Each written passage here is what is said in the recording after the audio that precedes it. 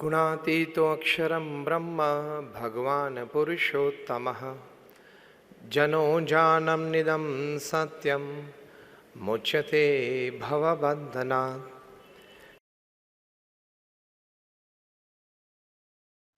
ત્રીજી વાત છે ઇમેજિનેટિવ ફિયર્સમાં ના આવી જાઓ, કાલ્પનિક ભયમાં ના આવી જાઓ. શું થશે, પાસ થઈશ કે નહીં, હવે હું ગ્રેજ્યુએટ થઈ ગયો પછી મને જોબ મળશે કે નહીં, નહીં મળે તો મારું શું થશે. This are all imaginative fears. Why are you imagining all fears? જે થશે એને આપણે ફેસ કરશું, પણ અત્યારથી તમે બીક શું કામ મનમાં ઘુસાડી દો છો? જોબ નહીં મળે તો, બહારગામ જોબ મળશે તો, અરે ભાઈ આવું લોકોને થયું છે. People have dealt with it effectively. You will also deal with it effectively. But why are you allowing imaginative fears to cripple you? Imaginative fears માંથી બહાર નીકળવાનું. બહુ અમેરિકાના એક બહુ સારા હોલીવુડના એક એક્ટર હતા, સ્ટીવ એલન. સ્ટીવ એલને એમના પુસ્તકમાં એક બહુ સરસ વાત લખી છે. એમને લખ્યું છે કે the good thing about the problems is that a good many of them actually does not exist, and they will never exist except in your imaginations. બહુ સરસ વાત સ્ટીવ એલને લખી છે. એમને એક આર્ટિકલ મેં થોડા વર્ષો પહેલા વાંચેલું, એમાં આ વાત લઈને લખેલી, મને બહુ ગમી ગઈ કે બધા જે પ્રશ્નો તમે મનમાં વિચારો છો ને, જે તમારા ફિયર્સ છે, a good many of them actually does not exist. એનું અસ્તિત્વ નથી, and will never exist. ભવિષ્યમાં પણ અસ્તિત્વમાં નથી આવવાના, except in your imaginations. તમારા ઇમેજિનેશનમાં જ છે. આવું થશે તો, એ મારી ફ્રેન્ડશિપ છોડી દેશે તો, હું ગ્રેજ્યુએટ થઈશ પછી મને જોબ નહીં મળે તો, મારો એક ફ્રેન્ડ છે તો વેલ ઓફ છે ને એનું બેકગ્રાઉન્ડ સારું છે ને પ્લેટફોર્મ છે ને તો બિઝનેસ સ્ટાર્ટ કરશે, ફેમિલી બિઝનેસ જોઈન થશે, હું તો મારે તો જોબ પણ શોધવાની છે. આવા બધા ઘણા બધા ઇમેજિનેટિવ ફિયર્સ છે. તમારે એવો એટીટ્યુડ રાખવાનો કે come what may, whatever happens, I will go for it. જે વખતે જે રિયાલિટી સામે આવશે એને આપણે ફેસ કરી લેશું. Don't allow imaginary fears to cripple you.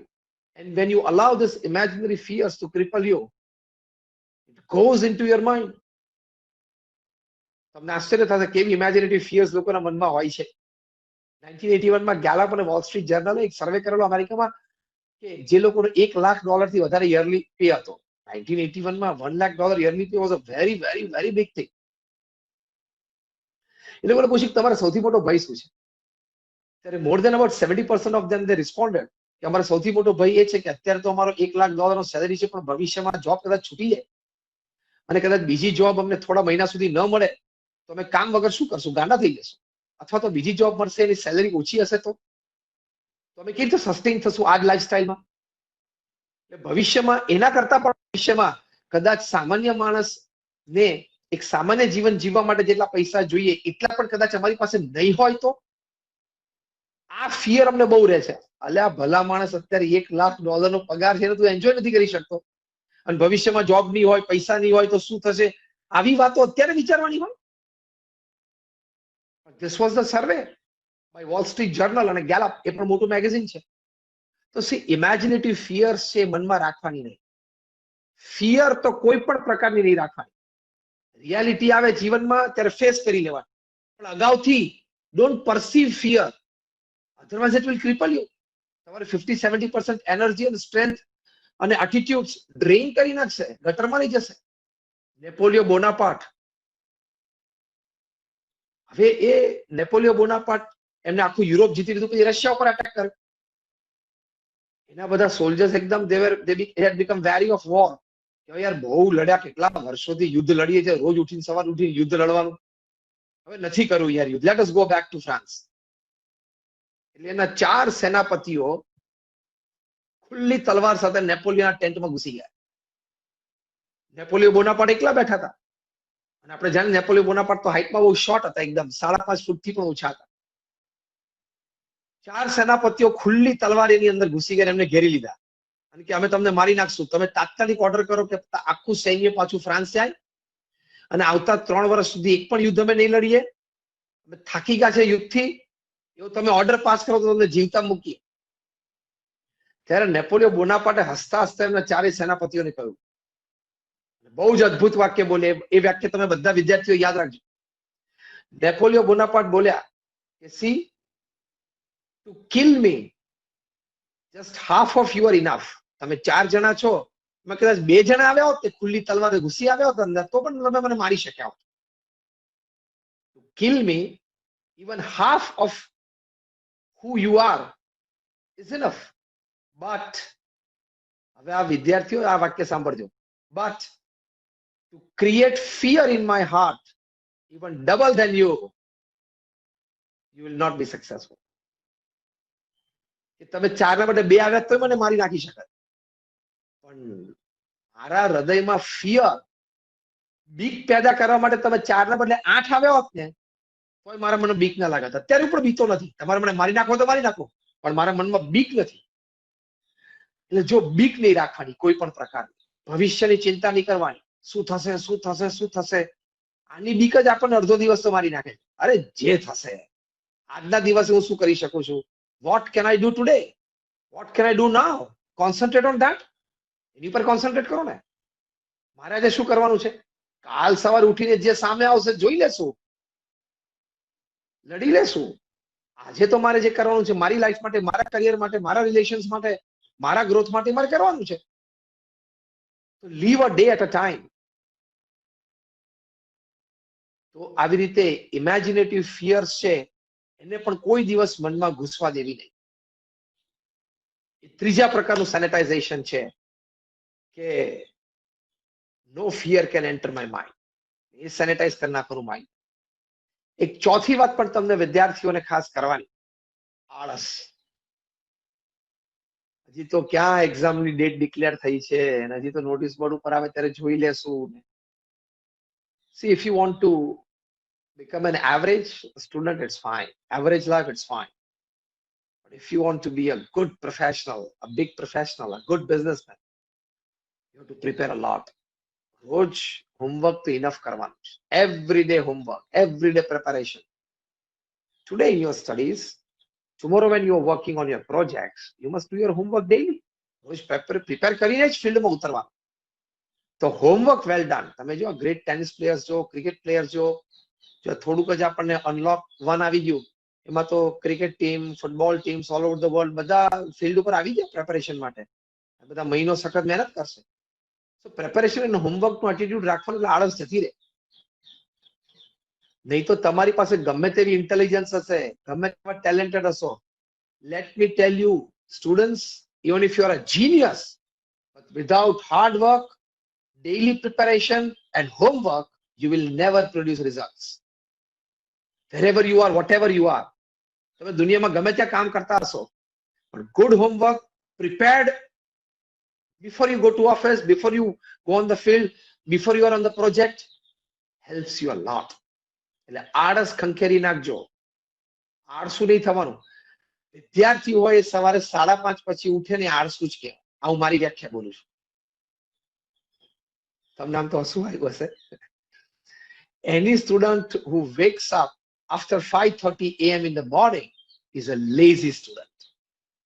અરે સવાર ઉઠીને વાંચવાનું ના હોય તો એક્સરસાઇઝ કરો, એક્સરસાઇઝ જોગિંગ કરવા જાઓ. Start your day early. એક સરસ પુસ્તક વાંચો, ધ 5 AM ક્લબ. મહાપુરુષોએ જીવનમાં જે ખૂબ પ્રગતિ કરી છે ને, બધાને સવારે 5 વાગે ઉઠવાની આદત હતી. ધ 5 AM ક્લબ બહુ સરસ પુસ્તક છે. એ લોકો ઉઠીને શું શું વિચારતા હતા ને શું શું કરતા હતા. તો આ આળસ ખંખેરી નાખવાની. નો પ્રોક્રેસ્ટિનેશન રિક્વાયર્ડ. રોબર્ટ એલને એક સરસ પુસ્તક લખ્યું છે. એ પુસ્તકનું નામ છે multiple streams of income, how to generate life time of wealth. લાંબુ શીર્ષક છે.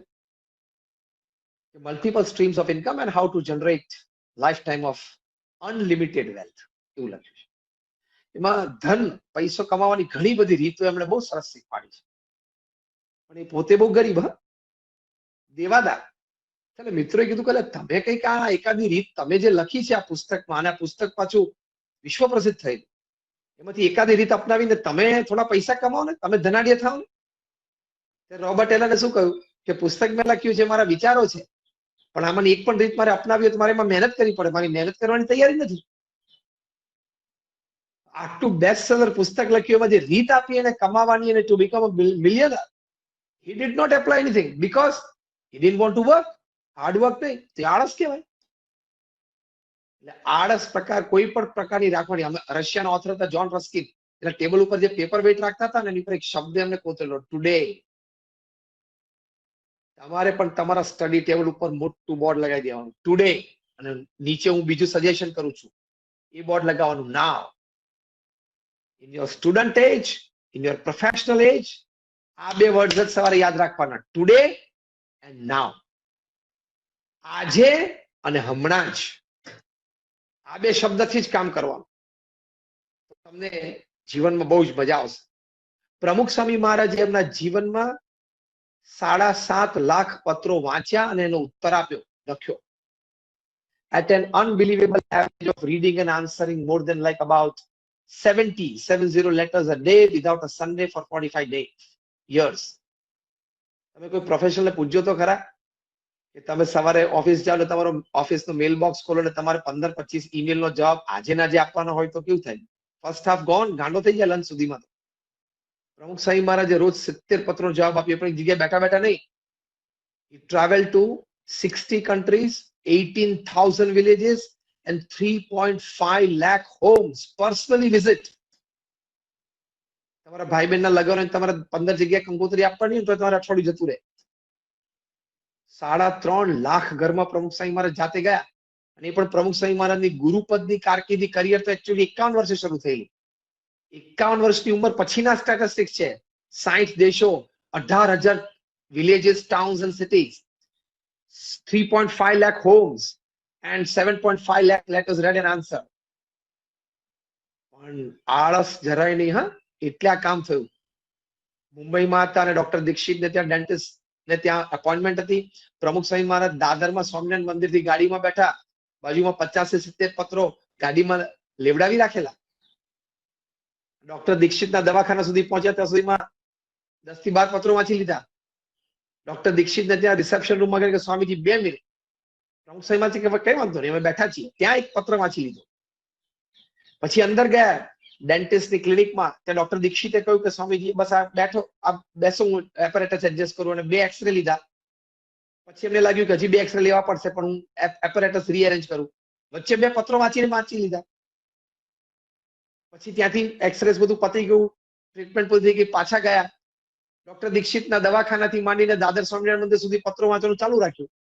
તમને આશ્ચર્ય થાય કે પ્રમુખ સ્વામી મહારાજ 58, 60, 62 અને 65 વર્ષની ઉંમર સુધી એમની યાદદાશ્ત એવી હતી, એક સાથે 20, 25, 35 પત્રો પણ વાંચી લે, પછી એ બધા 20, 25, 35 પત્રોના ઉત્તર એક સાથે આપી શકતા હતા.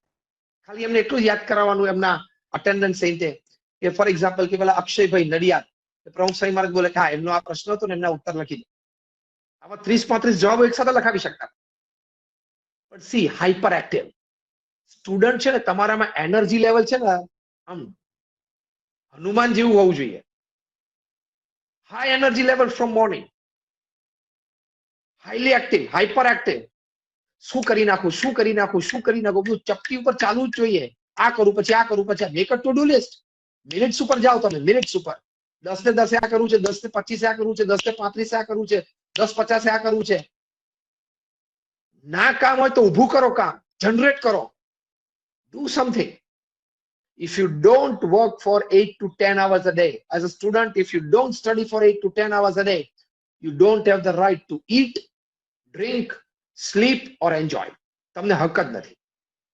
આ એટીટ્યુડ મનમાં ઘુસાડી દો તો આળસ છે એ સંપૂર્ણ જતી રહેશે. એ પણ તમારે સેનિટાઇઝેશન તમારા માઇન્ડને કરવાનું, ટુ ડુ લિસ્ટ બનાવીને હાઈ એનર્જીથી. એટલે મનમાં જે આળસ રૂપી વાયરસ બેસી ગયો છે ને, તમે આળસથી પોઝિટિવ ડિટેક્ટ થઈ ગયા છો. હા, કોરોના વાયરસ થી પોઝિટિવ ડિટેક્ટ થાય ને એમ તમે અત્યારે આળસથી પોઝિટિવ ડિટેક્ટ થઈ ગયા. આ સેનિટાઈઝ કરી નાખવું પડે મનને તરફ. એ પણ એક બહુ જ મોટી વાત છે. એક 5મો વિચાર તમને આપવાનો છે. આપણે લગભગ 5 થી 7 મિનિટમાં હવે આ પ્રવચન પૂરું કરીશું. એક 5મો વિચાર તમને આપવાનો કે ઇન્ફિરિયોરિટી કોમ્પ્લેક્સ ના રાખતા, લઘુતા ગ્રંથિ ના રાખતા. જ્યોર્જ એલિસન ઓરેકલના સીઈઓ નો પગાર તમે વાંચજો, $200-300 million એવરેજ પગાર હોય છે એનો વર્ષે. 1400 થી 1500 કરોડ રૂપિયા વર્ષે, રોજના 5 કરોડ રૂપિયાનો પગાર છે. નાના હતા એટલે બહુ જ humble beginning from a very humble family, studied in a very ordinary school. Inferiority complex નહીં રાખવા. ભગવાને આપણને બુદ્ધિ તો આપી છે, કદાચ સોશિયલ વ્યવસ્થા ઓછી આપી હોય, ફિનાન્શિયલ વ્યવસ્થા ઓછી વધતી આપી હોય, બુદ્ધિ તો છે ને, મહેનત તો છે ને, સમય તો 24 કલાકનો આપ્યો છે ને, બુદ્ધિ એપ્લાય કરીને મંડી પડો કામ કરવા. તો ઇન્ફિરિયોરિટી કોમ્પ્લેક્સ નહીં રાખવા અને સામે સુપિરિયોરિટી કોમ્પ્લેક્સ પણ નહીં રાખવા. અહંકારમાં નહીં આવી જવાનું, I am something, I can do anything, I have relations, I can talk to phone on with the minister, I can, I can talk with this guy on phone, and I am in this group. Superiority complex રાખવાની પણ જરૂર નથી. Be a humble human being, be a straightforward human being, but create a lot of energy within you.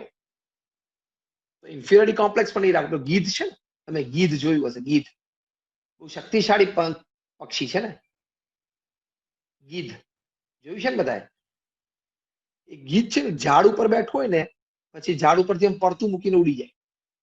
તમને આશ્ચર્ય થશે કે જમીન ઉપર આવે ને, જયારે જમીન ઉપર બેસે ને, પછી એ 10-15 ફૂટ દોડે ને પછી ઉડે. કારણ કે સીધું નીચે કૂદકો મારવાનો કોઈ ચાન્સ નથી, કારણ કે જમીન છે. વૈજ્ઞાનિકોએ એના માનસનો પ્રયોગ કર્યો કે એને 3x3x3 ફૂટની પેટીમાં ગીધને મૂક્યું.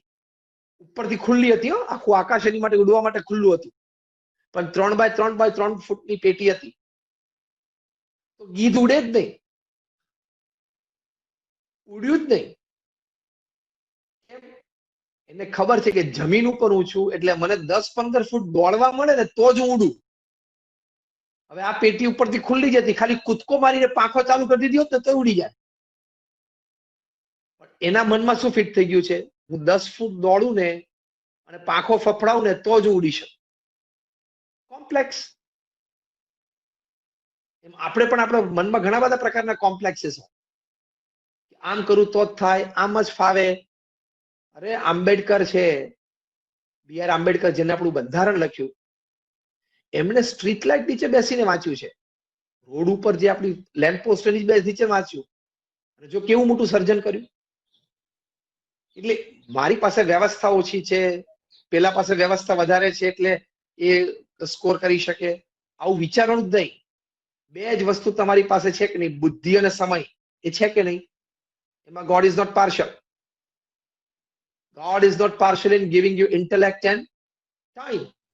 Now the choice is yours. So sanitize your mind of inferiority complexes. અને superiority complex પણ નહીં રાખવાનો. કેલિફોર્નિયામાં એક યુનિવર્સિટી છે, એ યુનિવર્સિટીના બધા સ્ટુડન્ટ્સને એક વખત ઇન્ટરવ્યુમાં પૂછેલું કે વોટ ઇઝ યોર ઇનરમોસ્ટ વિશ? તો 80% પ્લસ સ્ટુડન્ટ્સે કીધું કે we want to become popular. એટલે એક અહંકાર પણ આપણા મનમાં એક વાયરસ છે, એને પણ સેનિટાઈઝ કરવાનો. I am something, I can do something, I am big, I am talented, I am intelligent, I am qualified. આવો અહંકાર નહીં રાખવાનો. Don't inflate your I, otherwise કોઈ પંચર કરશે જ. અને સિસ્ટમ જ એવી છે દુનિયાની, તમારો આઈ પંચર કરનાર તમારી આજુબાજુ જ હોય. Let me tell you very frankly on your face today that every third person besides you is in some way more intelligent and in some way more talented than you. શું કામ ego રાખવાનો? Deflate your ego. People will love you. You will enjoy your association with people and you will create great teams in future as a professional and you will produce great results. So superiority complex પણ નહીં રાખવાનો. જો આ California students ને એમ થયું કે like you want to become popular. એવી રીતે એ કોમ્પ્લેક્સ થોડો ઓછો રાખશો, થોડો અહંકાર તમે ઓછો રાખશો, તો you will gain a lot in your life. તો એ પણ એક મોટો કોમ્પ્લેક્સ છે, એની પણ તમને વાત કરવાની. અને છેલ્લી વાત કરવાની, આપણા મનમાં એક વાયરસ એવો પણ છે, એને પણ આપણે સેનિટાઈઝ કરીને મારવાનો છે. એ વાયરસ કેવો છે? સંજોગો, પરિસ્થિતિ એ આપણને બોક ડાઉન કરી દે. Don't allow situations to bog you down. Don't allow people coming into your life and going out from your life to destroy you. દરેકના જીવનમાં ઘટના બનવાની જ છે. મનગમતી વ્યક્તિ જીવનમાં આવે પણ ખરી અને મનગમતી વ્યક્તિ જીવનમાંથી જતી પણ રહે. It's all nature's play.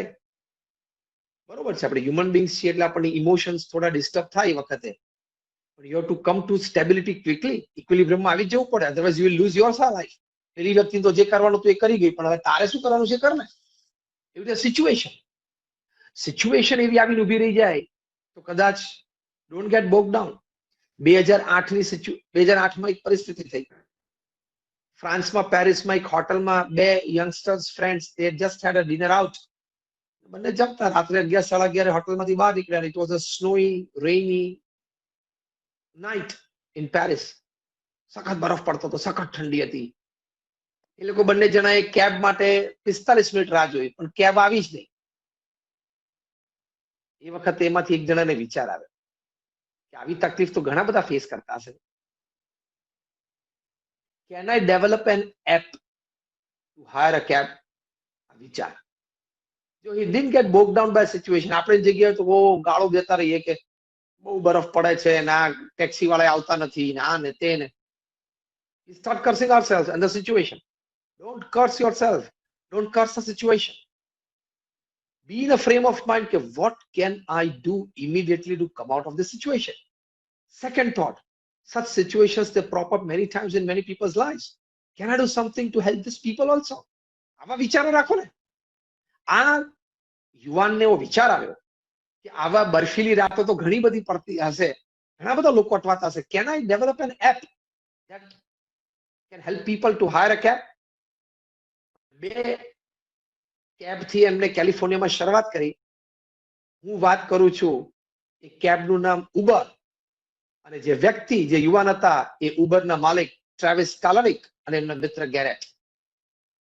Today Uber is 3.3 million rides every day in 66 countries of the world. હવે એ વખતે આમ હાથ જોડીને બેસી ગયા હોત, ના કે હવે કેબ આવશે ત્યારે ઘરે જશું.